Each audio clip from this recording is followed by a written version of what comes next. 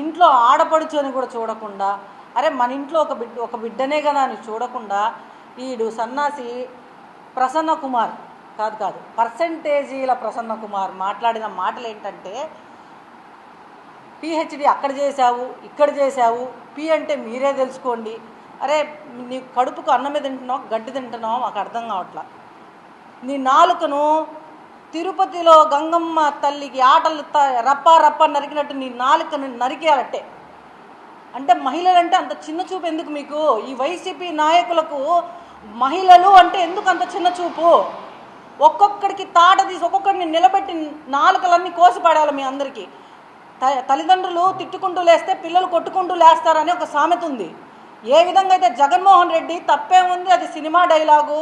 అవును నన్ను అంటే పోయి ఆఫీసు ధ్వంసం చేస్తారు, నేను ఇంట్లో చెల్లెలను ధరిమేస్తాను, అమ్మను ధరిమేస్తాను అని నీ నాయకుడు ఏదైతే దరిద్రపు ఎదవ చేస్తున్నాడో అదే దారిలో మీరు కూడా నడుస్తున్నారు.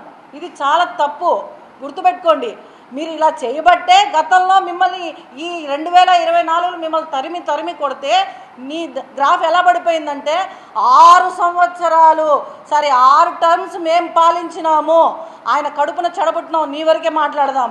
3 ఏళ్ళు నీకు ఛాన్స్ ఇస్తే 3 టైమ్స్ నీకు ఛాన్స్ ఇస్తే కూడా నీ దరిద్రపు చేష్టలతో అక్కడ ఉన్న వాళ్ళు తరిమి చేత్తో కాదు చెప్పుతో కొట్టి నీకు 60 వేలతో ఆమె మెజారిటీతో ప్రశాంతి మేడం గారిని గెలుపొందించినారా. నువ్వు అది గుర్తుపెట్టుకోవాలి. నీకు నిజంగా నువ్వు వెంటనే మేమందరం వచ్చిందే నీకోసం.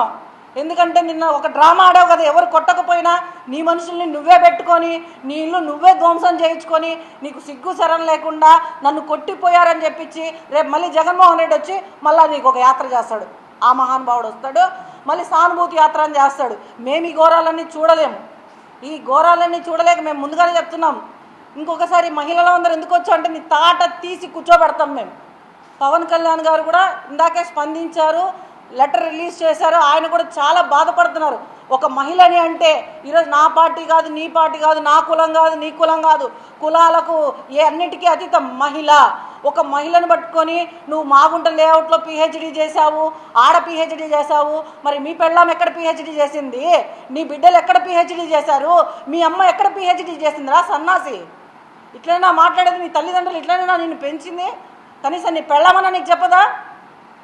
దరిద్రపు నోరు వేసుకొని ఇంకొకసారి మాట్లాడితే తిరుపతి గంగమ్మ జాతరలో తలలు నరికినట్టు వీళ్ళందరి నాలుకలు కోసేస్తామని చెప్పి సందర్భంగా తెలియజేస్తున్నాను.